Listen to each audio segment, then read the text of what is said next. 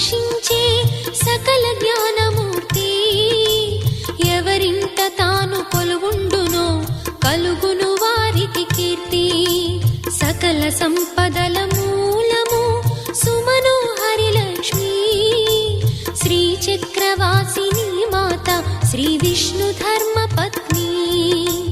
తనని నమ్మిన భక్తులకు దరిద్రమును బాపు. కొలిచెడి వనితల కొంగులలో బంగారము నింపు. అష్టలక్ష్ముల రూపున అవతారం దాల్చినది. కష్టములను తొలగించగా భూమిలో వెలసినది. లక్ష్మీదేవి కథ శ్రీ లక్ష్మీదేవి కథ. లక్ష్మీదేవి కథ శ్రీ లక్ష్మీ